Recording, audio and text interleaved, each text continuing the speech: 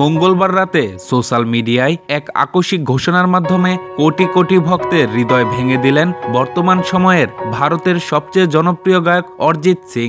দুইবার জাতীয় পুরস্কার জয়ী এই শিল্পী জানিয়েছেন তিনি চলচ্চিত্র বা প্লেব্যাক থেকে অবসর গ্রহণ করছেন। নতুন বছরে ভক্তদের শুভেচ্ছা জানানোর পাশাপাশি এই সিদ্ধান্তের কথা জানিয়ে তিনি সবাইকে চমকে দিয়েছেন। কেন এই আচমকা প্রস্থান? সম্প্রতি মুক্তি পাওয়া সালমান খানের ব্যাটেল অফ গালওয়ান ছবির মাতৃভূমি গানটি সাফল্যের রেশ কাটতে না কাটতেই এই ঘোষণা এলো। অরিজিতের ঘনিষ্ঠ মহলের মতে এই সিদ্ধান্তে তারা খুব একটা অবাক নন।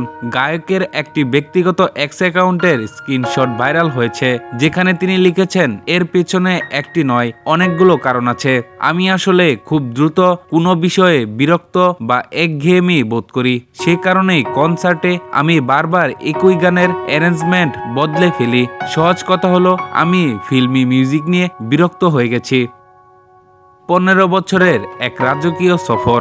2005 সালে রিয়েলিটি শো ফেম গুরুকুল এর মাধ্যমে পরিচিতি পেলেও 2010 সালে তেলুগু ছবি কেডি দিয়ে তার প্লেব্যাক সফর শুরু হয়। তবে 2013 সালে আশিকি 2 ছবির মাধ্যমে অরিজিৎ রাতারাতি তারকা হয়ে ওঠেন। গত 15 বছরে তিনি 800-র বেশি গান গেয়েছেন। সেই হিসাবে বছরে গড়ে 53টি গান করেছেন তিনি। এছাড়া পাগলাইত এর মতো ছবিতে সঙ্গীত পরিচালনা এবং দেশ বিদেশে লাগাতার লাইভ শো করে তিনি নিজেকে ক্লান্ত মনে করছেন।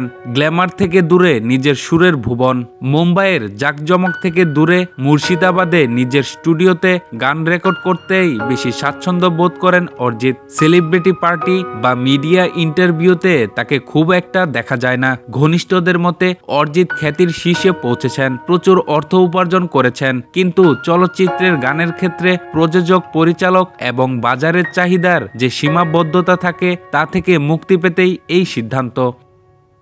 গানের কি ইতি?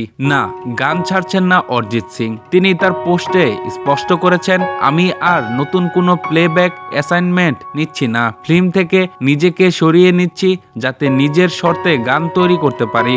ভক্তদের বড় একটি অংশ মনে করছেন এটি অরিজিতের কেরিয়ারের একটি নতুন অধ্যায়ের শুরু। প্লেব্যাক ছাড়লেও তিনি স্বাধীনভাবে সুর সৃষ্টি করে যাবেন। গায়ক হিসেবে অরিজিৎ আপাতত বিরতি নিলেও তার অনুরাগীরা বিশ্বাস করেন তার জাদুকরী কণ্ঠ আবারও ফিরে আসবে, অন্য কোনো রূপে, অন্য কোনো সুরে।